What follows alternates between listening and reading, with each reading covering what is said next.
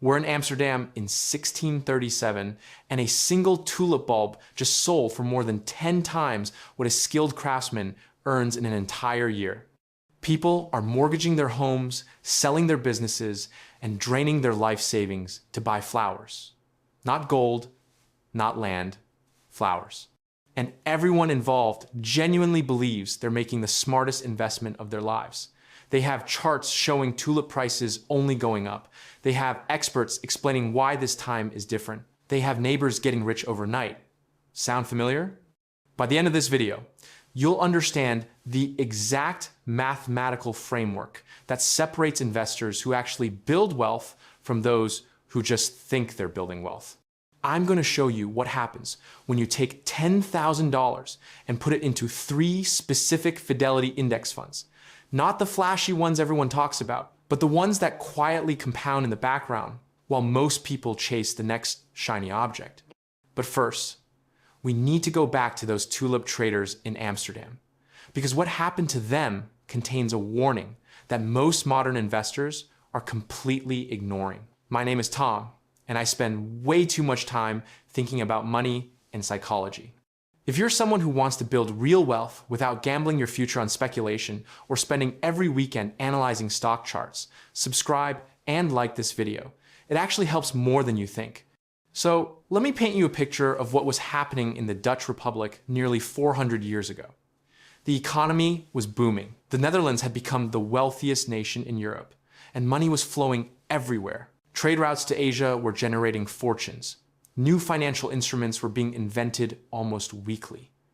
And in the middle of all this prosperity, people started noticing something interesting about tulips. These weren't ordinary flowers.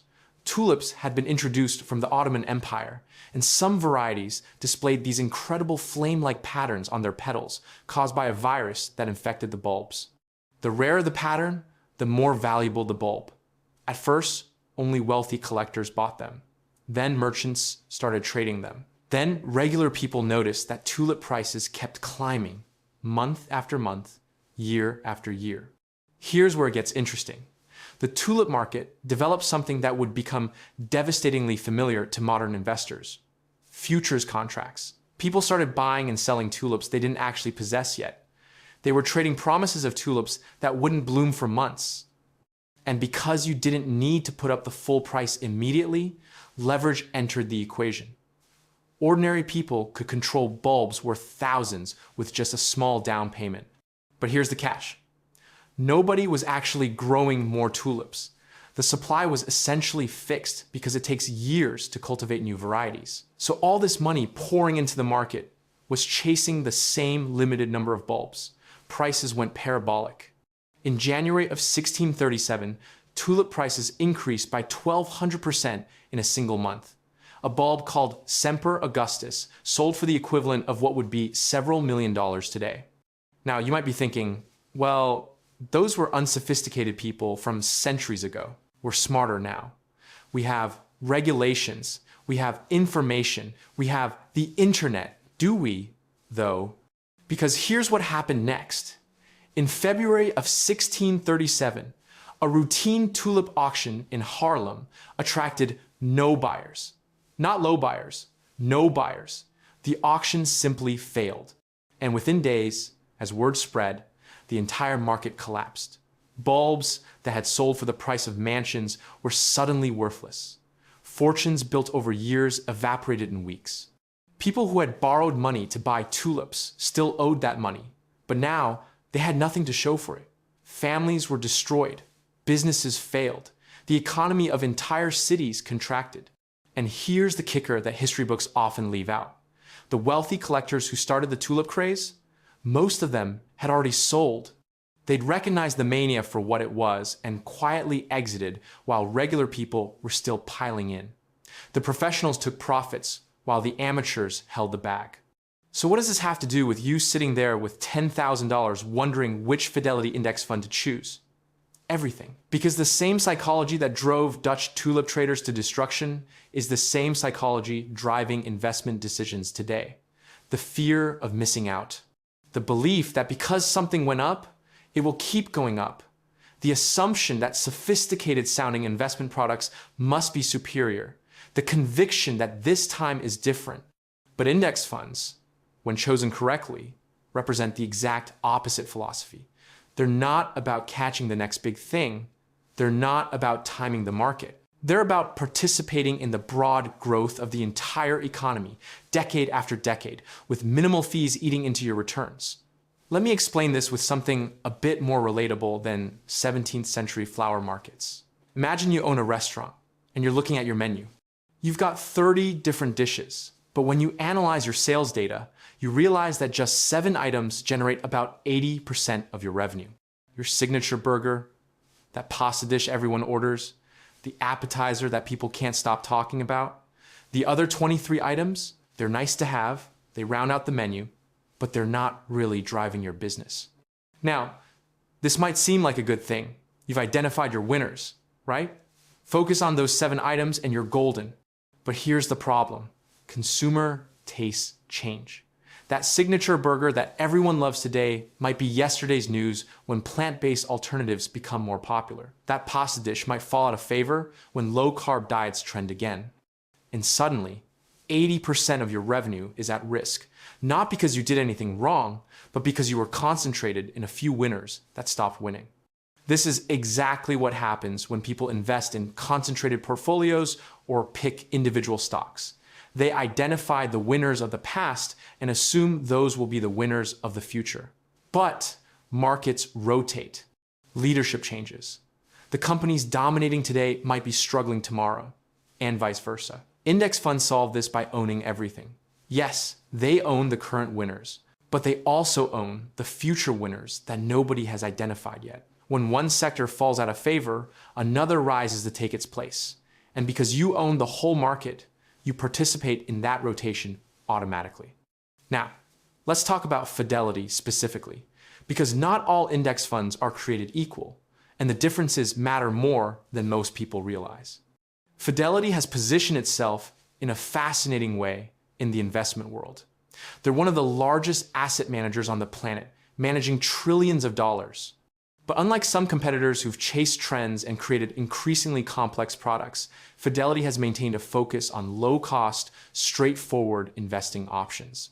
Here's something most people don't know. In 2018, Fidelity launched the first index funds with 0 expense ratios. 0. As in, you pay nothing in management fees. Now, they make money in other ways, primarily by lending the shares in those funds to short sellers and keeping a portion of the interest. But for you as an investor, the practical result is the same. More of your money stays invested instead of being skimmed off the top. But expense ratios are just one piece of the puzzle. The more important question is which funds should you actually choose and what happens to your $10,000 once you put it there. Let me walk you through 3 Fidelity index funds that deserve serious consideration, and I'm going to show you the actual math of what happens over time. The first fund to consider is the Fidelity 500 Index Fund, ticker symbol FXAIX.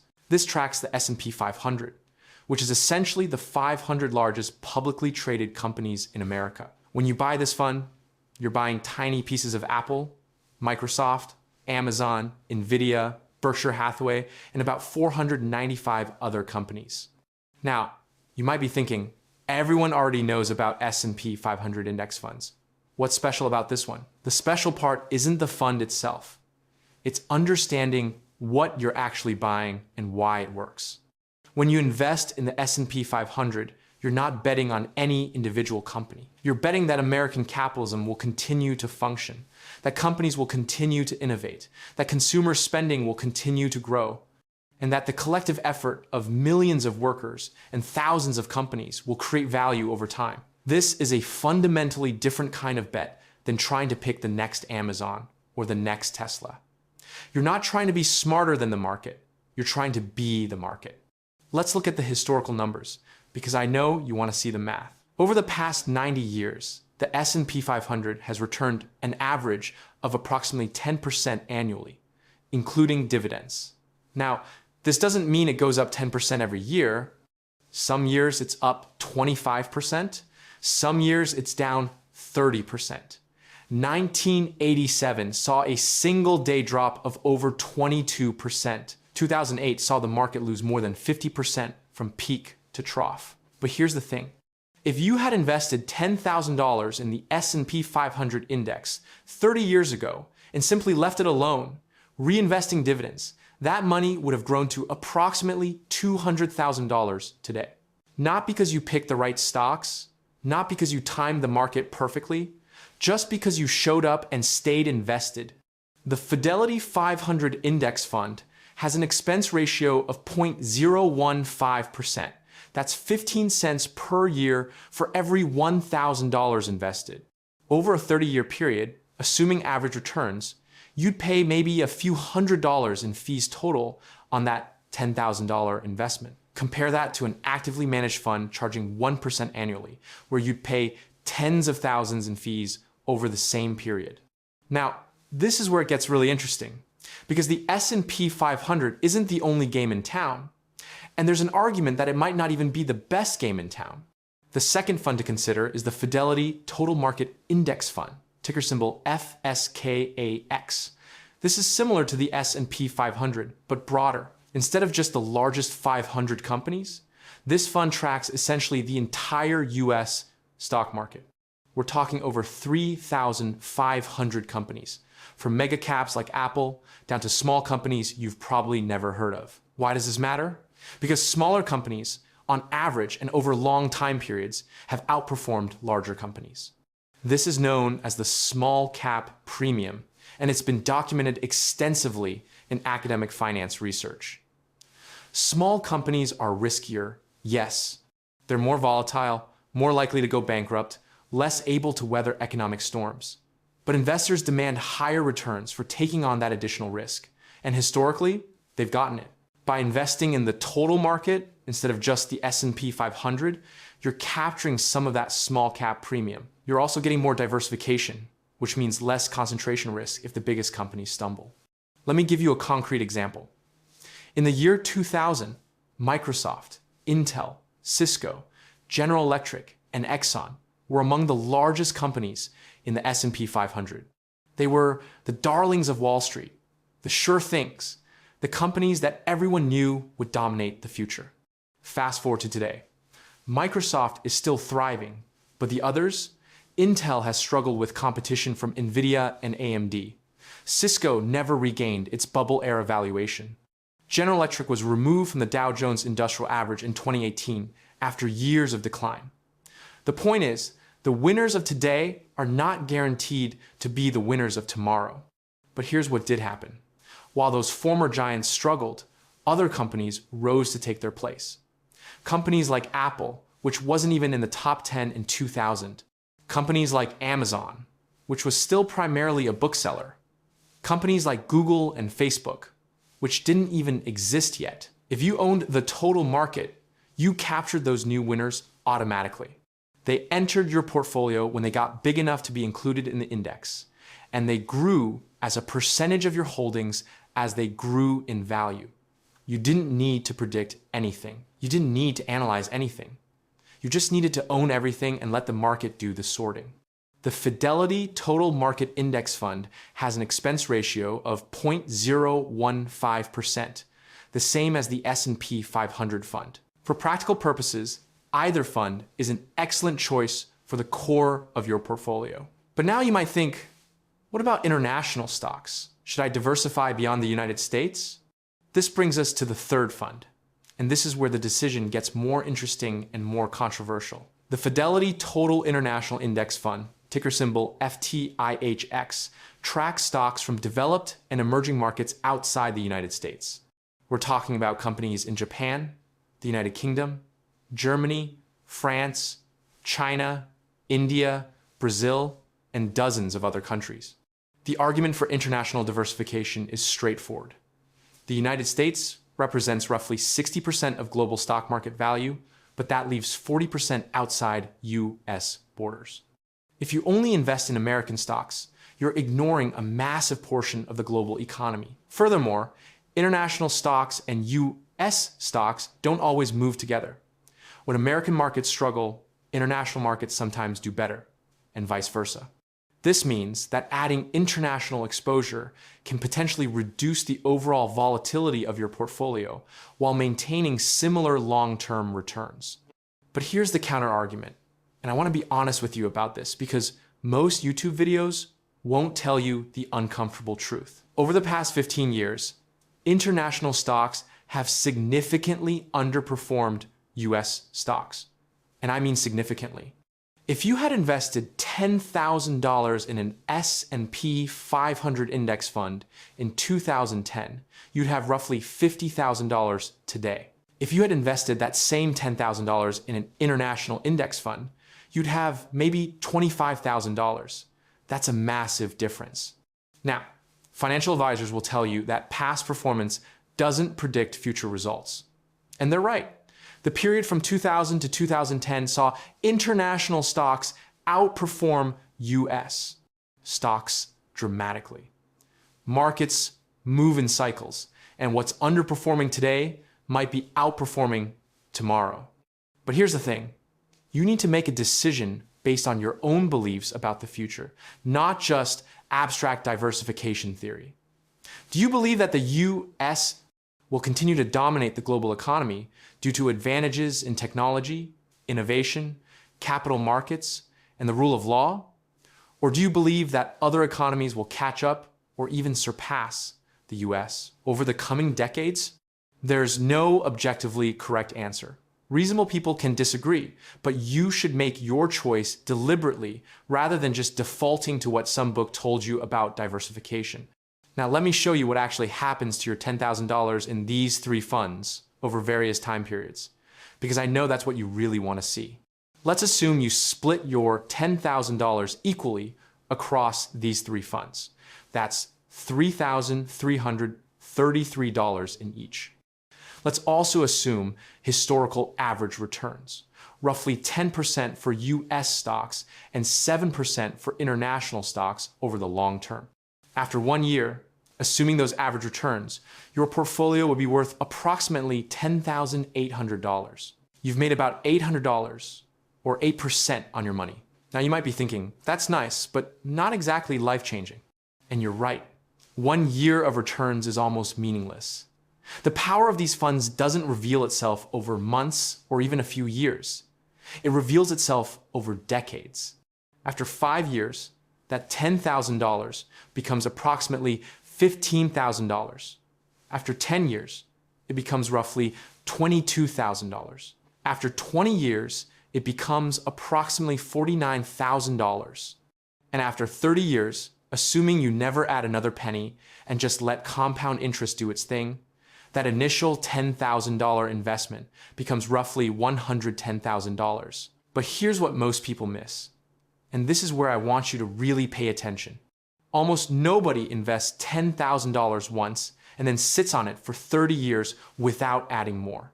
Real wealth is built through consistent contributions over time. Let me run you through a more realistic scenario. You invest $10,000 today, and then you add just $500 per month for the next 30 years. That's $6,000 per year, $180,000 in total contributions over 3 decades. With the same average returns we discussed, that portfolio grows to approximately $1.3 million. Let me repeat that because I want it to sink in. $10,000 up front, $500 a month, and 30 years of patience equals $1.3 million. You didn't pick stocks. You didn't time the market. You didn't study charts or follow financial news obsessively. You just showed up every single month and bought more of the same boring index funds. This is the part where most people's eyes glaze over because they want something more exciting. They want the hot stock pick. They want the cryptocurrency that's going to the moon. They want the strategy that nobody else knows about. And that desire, that need for excitement, is exactly what separates people who actually build wealth from people who just talk about building wealth. Let me tell you about the real villain in this story, because every story needs an antagonist. The financial industry makes money when you trade.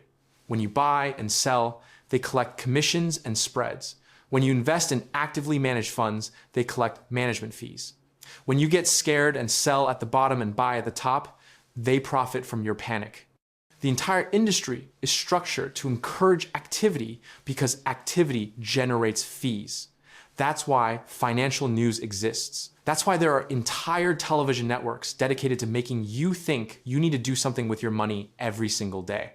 CNBC, Bloomberg, all those talking heads making predictions that are wrong more often than they're right. Their job isn't to make you money. Their job is to keep you watching so they can sell advertising. And the best way to keep you watching is to make you feel like something important is happening that requires your immediate attention.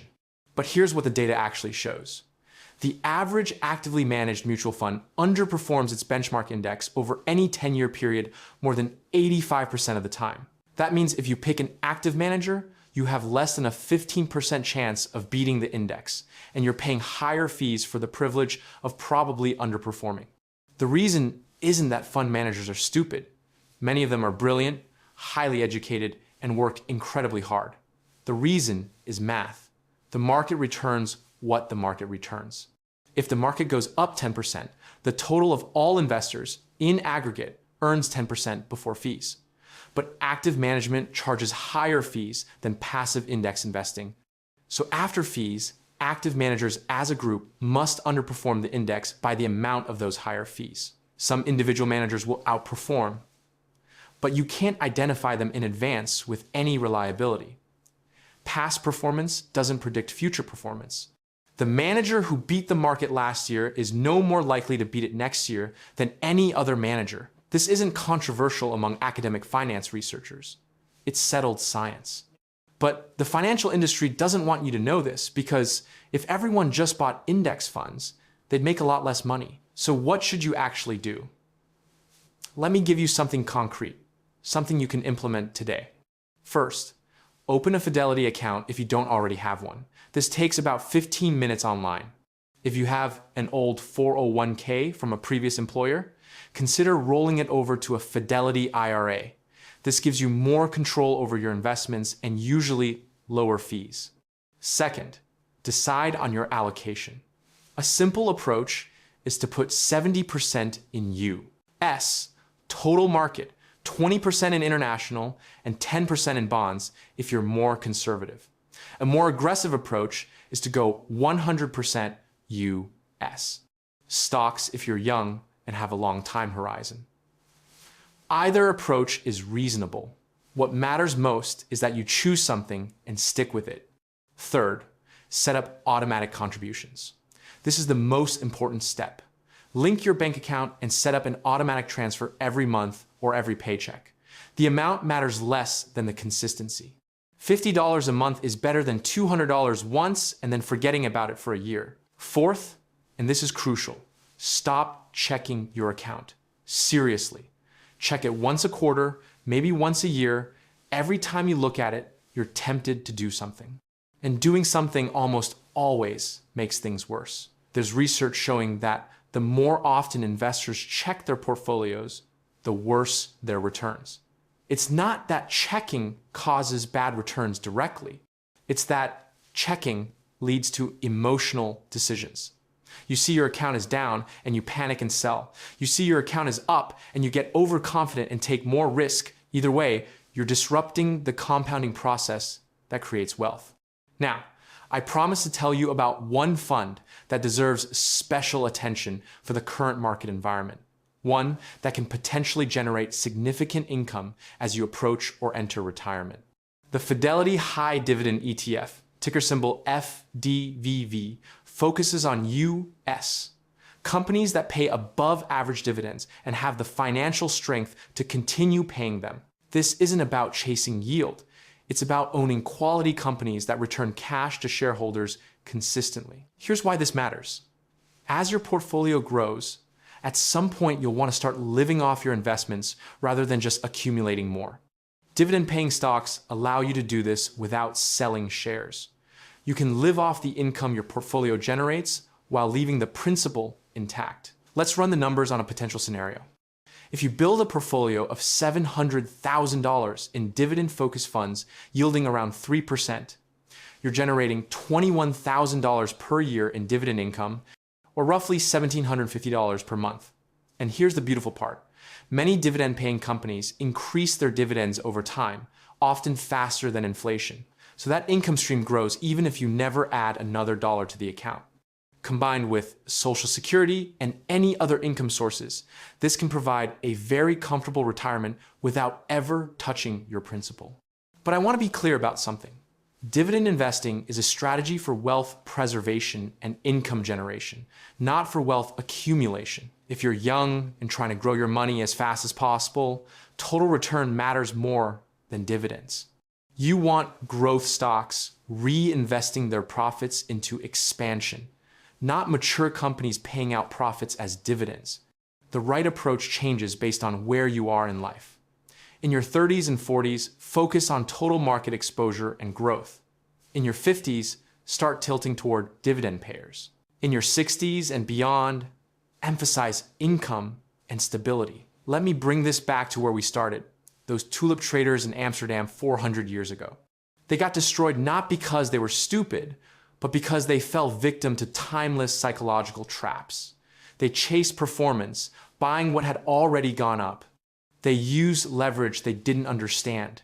They ignored the fundamentals because everyone around them was making money. And when the music stopped, they were left holding worthless bulbs. You have an advantage those tulip traders didn't have. You have 400 years of financial history to learn from. You have low-cost index funds that didn't exist until a few decades ago. You have the ability to automate your investing, so emotions never enter the equation. But you also face dangers those tulip traders didn't face. You have social media amplifying fear and greed in real time. You have access to derivatives and leverage that can wipe out your account in hours. You have an infinite supply of people trying to sell you the next sure thing. The path to wealth isn't complicated. It's just not exciting. Buy diversified index funds. Keep costs low. Contribute consistently. Don't panic when markets fall. Don't get greedy when markets rise. Wait, that's it. That's the whole strategy. Everything else is noise designed to separate you from your money. Now, here's something that might frustrate you. Even knowing all of this, most people won't do it. They'll watch this video, nod along, and then go chase the next hot stock or cryptocurrency. They'll convince themselves that their situation is different, that they found the edge that everyone else missed. And in 5 years, they'll be right back where they started.